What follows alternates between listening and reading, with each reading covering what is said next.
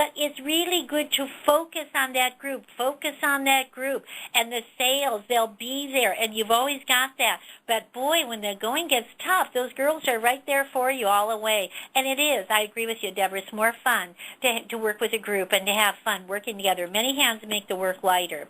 Now we're going to go to a lovely lady who we've heard from and words of wisdom over these years that she's been with us, which hasn't been a long time, but it's really starting to really count up. But the most important thing, she's always consistent.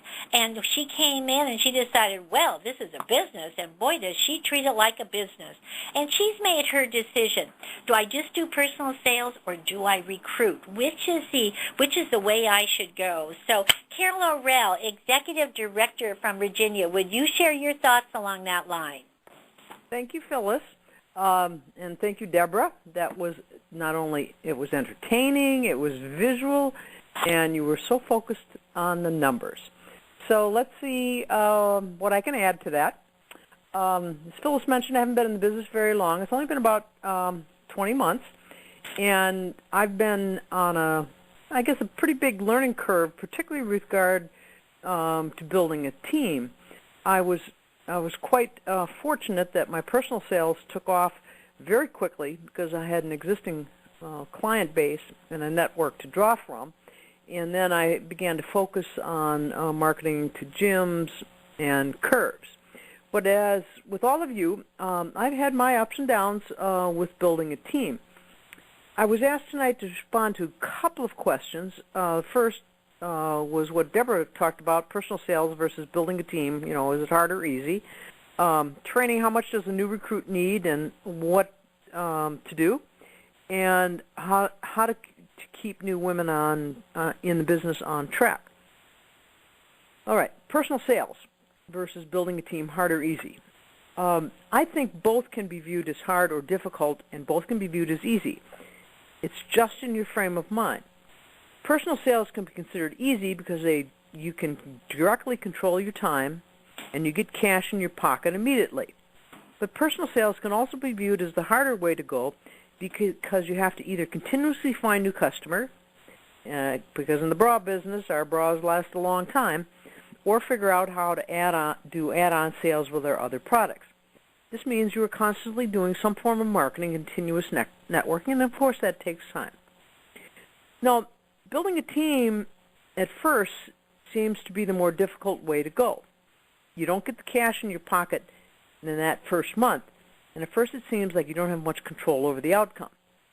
But the easy part of recruiting is that recruiting is as simple as just asking every woman you fit if she knows someone who could use some cash each month. Every one of my recruits has come to me. I have not pursued any of them directly or consciously. Now, how hard is that?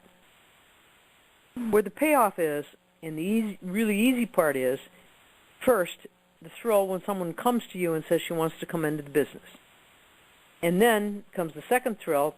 After a few months, when as your new recruit is up and running, you then start to see in your monthly bonus check a steady couple of extra $100 as your management bonus on her wholesale purchases. And that's not to mention the mentoring bonus you get if she's been active throughout her first 4 months. And as your team grows, and it'll happen one by one, and as you progress up the management levels, you will also earn a team allowance to reward you for your time spent in building your team and covering any related costs. And I'll show you how I use those dollars in just a moment. So your monthly bonus check begins to grow. What could be easier than that? I'd agree with Deborah. If you're out, you break an arm, you're sick, then you've got some dollars coming in that you wouldn't otherwise have if you were just doing personal sales.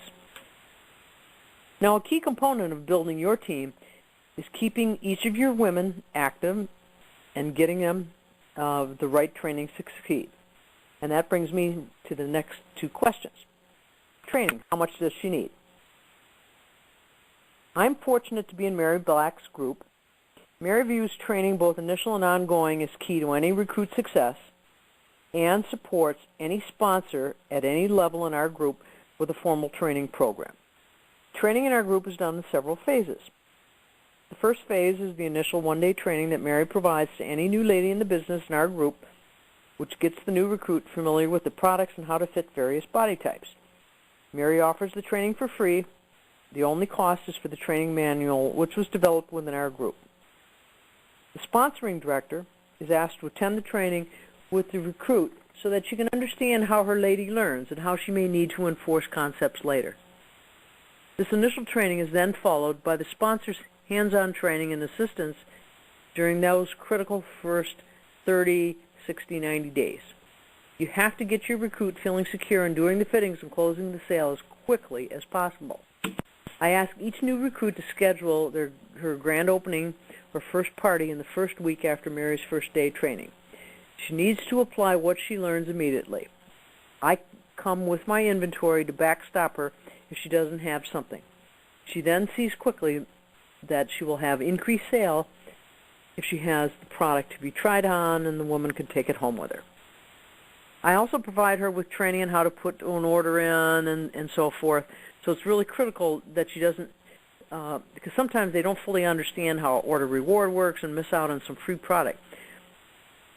I had one woman in February thought, for instance, with regards to like the monthly specials, thought she had to order 2 of the same bra to get a third of the same bra. When I was new, I made some of the same kind of errors interpreting the company's monthly specials. Our group's training is available on a repeat basis time and time again. I myself have attended 6 or 7 times in the last year, and I always pick up something new because I may have just recently did a fitting on some unique body type. We also have monthly rallies in our group, which I have only missed on rare occasion. These are critical additional training venues for new recruits. Not only do they get they receive and share in the camaraderie of the group, but they learn marketing techniques and technical techniques. For example, last month we had a seamstress do a demonstration on how to mark a bra for alteration. This is for the case, say, for a woman who she's bigger than, say, like a 36L. She's something bigger than that, and so you end up fitting her in a 40KK. So you're getting her in the right cup, and then you have to mark the bra and the band for alteration. I know the first time I hit this situation, it was, oh my God, now what do I do? Of course, that is the time you call your director and ask for assistance. But if your recruit has had this training available through monthly rallies, then they'll have the confidence immediately on how to proceed even without a phone call.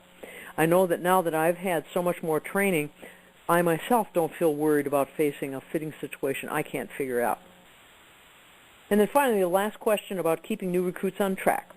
As I mentioned earlier, I've had some success and some not so successful recruiting situations. I think this question of how to keep recruits on track is, of course, intimately tied to the training issue, which I just talked about. But if you can keep them coming to a monthly rally, that certainly helps. But we can't want for them to succeed in the business more than they want it for themselves. Their personal motivation is key. I think of myself. My personal motivation is paying my mortgage. The bra business, which is intertwined with my postural therapy business, is what keeps me afloat. There's not one day that I get up that I'm not focused on what I'm going to do to generate cash either today, tomorrow, this week, or this month. I typically look in the broader terms at what I need for a full month and not worried that I have a slower week or a heavier week. Since I'm self-starter, though, I can fall into the trap of believing that everybody else is like me, and they could be a self-starter and they don't need my help. Well, that's a wrong assumption. So with my recruits, I now try to understand and get them to focus on how much they need to generate on a weekly or monthly basis and what they need to do to get there. I need to help the recruits to not fall into the pit of procrastination. It doesn't take much time to keep in touch with my ladies. I often can do it with a quick call or email. Sometimes I do it while I'm just standing there stirring a pot of pasta. We can all find an extra 10 minutes here or there to make that call. Supporting a recruit does not have to take that much time. It just means doing it on a consistent basis. And that recruit knows you care, and it gets her going. Obviously, sometimes there are things we can't control,